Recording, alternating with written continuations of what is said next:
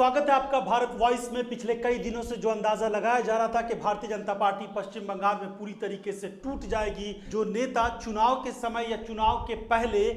गए थे भारतीय जनता पार्टी में टीएमसी छोड़कर, वो सब एक बार फिर से टीएमसी में वापसी की तैयारी कर रहे हैं या फिर वापस हो रहे हैं। तो अब मुकुल राय, जो एक बड़ा चेहरा भारतीय जनता पार्टी ने राष्ट्रीय उपाध्यक्ष उनको बनाया, चुनाव की बहुत सारी जिम्मेदारियां दी। लोकसभा चुनाव के समय में मुकुल राय की वजह से भारतीय जनता पार्टी को बहुत सारी सीटें बढ़ी और विधानसभा चुनाव में भी मुकुल राय जैसे चेहरे और कुछ और चेहरे थे, जिसकी वजह से बड़ा फायदा मिला। अब मुकुल राय ने भारतीय जनता पार्टी छोड़ दी है। भारतीय जनता पार्टी की आइडियोलॉजी से उन्होंने कहा कि वहाँ घुटन महसूस होती है। भारतीय जनता पार्टी में जाकर उन्होंने कहा कि उन्होंने बड़ी भूल की और अब आखिरकार ममता बनर्जी की मौजूदगी में और ममता बनर्जी के भतीजा अभिषेक बनर्जी की मौजूदगी में उन्होंने एक बार फिर से टीएमसी का दामन थाम लिया है और ममता बनर्जी ने कहा है कि मुकुल राय पहले की तरह ही पार्टी में काम करते रहेंगे। अब कहा जा रहा है कि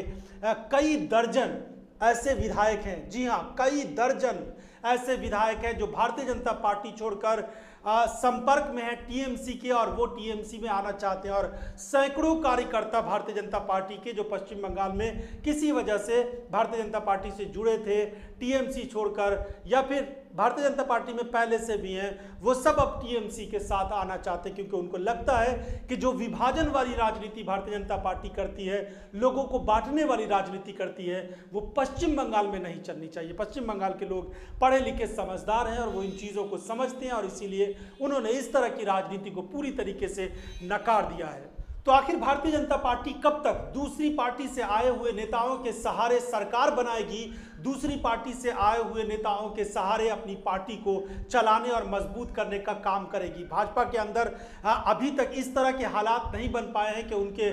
नेता, बहुत सारे नेता बनकर सामने आए। असम में हम देख रहे हैं कांग्रेस से आए हुए एक नेता को, हेमंत बिस्वा शर्मा को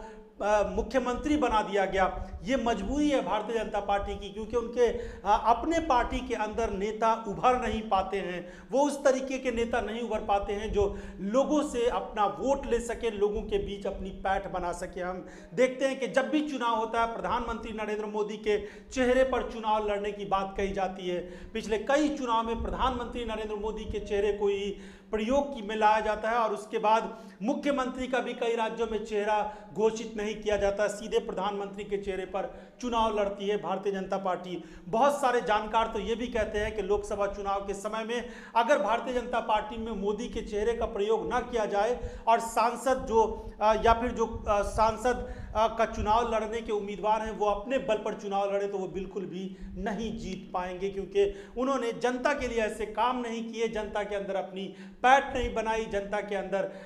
इस तरह से काम नहीं किया कि जिसकी वजह से लोग उनकी तरफ खींचे हुए चले आए। लेकिन इन सब के बीच भारतीय जनता पार्टी को एक बड़ा झटका लगा है। भाजपा के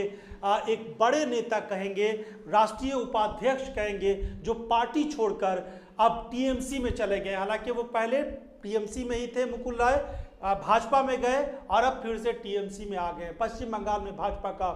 बड़ा सपना था, सपना ये था कि पश्चिम बंगाल में जब वहाँ पर उनकी सरकार बन जाएगी तो उसके बाद वो वहाँ से एक नए तरह के राजनीति की शुरुआत करने वाले थे। पश्चिम बंगाल भाजपा की नज़र में एक ऐसा राज्य है जहाँ पर वो लंबे समय से सोच रही कि वहाँ पर वो सत्ता में आए, लेकिन पश्चिम बंगाल का जो उनका सपना था वो पूरी तरीके से अब एक तरह से चकनाचूर होता हुआ नजर आ रहा है। कहा जा रहा है कि आने वाले कुछ महीनों के बाद पश्चिम बंगाल में भारतीय जनता पार्टी की वही स्थिति होने वाली है जो पहले थी, यानी कोई भी भाजपा को पूछने वाला नजर नहीं आएगा। भाजपा ने बड़ी मेहनत की, विधानसभा चुनाव के समय में पूरी अपनी क्षमता लगा दी, पूरे संसाधन लगा दिए। प्रधानमंत्री नरेंद्र मोदी ने अपनी पूरी ताकत लगा दी, कोरोना काल की परवाह किए बगैर उन्होंने खूब रैलियां की, लेकिन जनता ने नकार दिया। हाँ, कुछ सीटें उनकी जरूर बढ़ गई है, लेकिन जिस तरह के संसाधन और जिस तरह की ताकत प्रधानमंत्री से लेकर देश के गृह मंत्री से लेकर और भाजपा के तमाम नेताओं ने और दर्जनों मुख्यमंत्री ने लगाए थे, उन सब पर पानी फिरता हुआ नजर आया। और ममता बनर्जी एक ऐसी नेत्री के तौर पर उभर कर आई जो प्रधानमंत्री नरेंद्र मोदी के सामने अब उनका मुकाबला किया जा रहा है। और यही वजह है कि ये कहा जा रहा है कि अब ममता बनर्जी सीधे प्रधानमंत्री नरेंद्र मोदी को चुनौती देने के लिए तैयार हो रही हैं। तो ये कहा जा रहा है कि ममता बनर्जी आने वाले दिनों में राष्ट्रीय राजनीति में आएंगी। तृणमूल कांग्रेस की सरकार पश्चिम बंगाल में चलेगी, लेकिन ममता बनर्जी राष्ट्रीय राजनीति में आकर गठबंधन वाली राजनीति करके प्रधानमंत्री नरेंद्र मोदी को चुनौती देंगी। ममता बनर्जी के बारे में अगर ये कहा जा रहा है, ये अंदाजा लगाया जा रहा है, तो इसमें बल इस बात से मिलता है कि जिस तरीके से विधानसभा चुनाव के समय में ममता बनर्जी ने अकेले प्रधानमंत्री नरेंद्र मोदी और पूरी भारतीय जनता पार्टी और ये कहा जाए कि केंद्र सरकार तक को चुनौती देकर, चुनाव आयोग को चुनौती देकर एक बार फिर से पश्चिम बंगाल की जनता की बदौलत सत्ता में आ गई, तो फिर ममता बनर्जी के हौसले सच में बहुत बुलंद हैं। लेकिन क्या भारतीय जनता पार्टी आने वाले दिनों में और ज्यादा मुश्किलों में फंसती हुई नजर आ रही है? क्योंकि उत्तर प्रदेश से कुछ ऐसी खबरें आ रही है कि वहां भी बहुत सारे ऐसे विधायक हैं जो सीएम योगी आदित्यनाथ से नाराज हैं और वो समाजवादी पार्टी या दूसरी पार्टियों में जा सकते हैं, या फिर हो सकता है नाराजगी की वजह से बहुत सारे दूसरे रास्ते उन विधायकों के निकले। असल में सही तरीके से खबरें निकल कर नहीं आ रही है, मीडिया भी वो खबरें नहीं दिखा पा रहा है कि योगी आदित्यनाथ की जो केंद्रीय नेतृत्व से नाराजगी है, भारतीय जनता पार्टी से नाराजगी है, उस बीच में किस तरह से ये खाई और ज्यादा बढ़ती जा रही है और इसको पाटने के लिए भाजपा क्या कर रही है। योगी आदित्यनाथ दिल्ली में प्रधानमंत्री से लेकर गृह मंत्री से लेकर भाजपा के राष्ट्रीय अध्यक्ष तक से मिले हैं, लेकिन इन मुलाकातों के बाद क्या योगी आदित्यनाथ कुछ कमजोर पड़े हैं, ये भी बात अभी तक साफ नहीं हो पा रही है। लेकिन पश्चिम बंगाल की बात अगर करें तो वहां पर भारतीय जनता पार्टी को बहुत बड़ा धक्का तो लगना शुरू हो गया है। मुकुल राय ने ममता बनर्जी का साथ देकर अब एक बार फिर से ये ऐलान कर दिया है कि भाजपा के विरोध में उनकी लड़ाई जारी रहेगी। तो आने वाले कुछ दिनों में भारतीय जनता पार्टी के लिए पश्चिम बंगाल से और भी कई बुरी खबरें आने वाली है, क्योंकि बहुत सारे नेता ममता बनर्जी के संपर्क में हैं और वो चाहते हैं कि भारतीय जनता पार्टी छोड़कर वो टीएमसी का दामन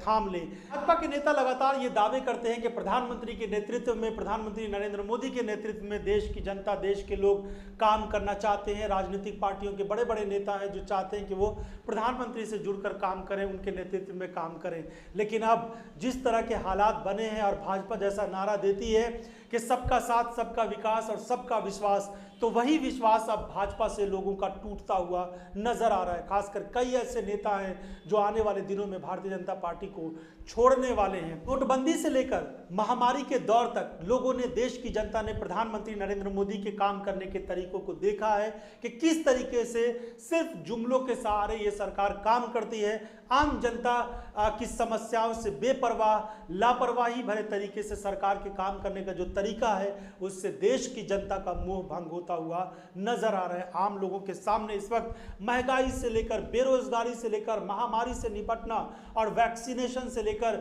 बहुत सारी समस्याएं हैं, लेकिन सरकार अपनी पीठ थपथपा रही है, वाहवाही कर रही है। यही वजह है कि भाजपा में जो नेता सब दूसरी पार्टियों से गए हैं, उनको ऐसा लग रहा है कि कहीं ऐसा ना हो कि जनता की नाराजगी का खामियाजा उनको भुगतना पड़ेगा। इसीलिए हो सकता है आने वाले दिनों में और भी बहुत सारे नेता भाजपा छोड़कर दूसरी पार्टियों में चले जाएं। लेकिन टीएमसी के लिए बड़ी बात यह है कि सत्ता में आने के बाद जो उनको पश्चिम बंगाल की जनता ने बड़ा तोहफा दिया, अब पश्चिम बंगाल के जो नेता भारतीय जनता पार्टी में गए थे, वो धीरे धीरे सभी लोग टीएमसी में शामिल होते हुए नजर आ रहे हैं।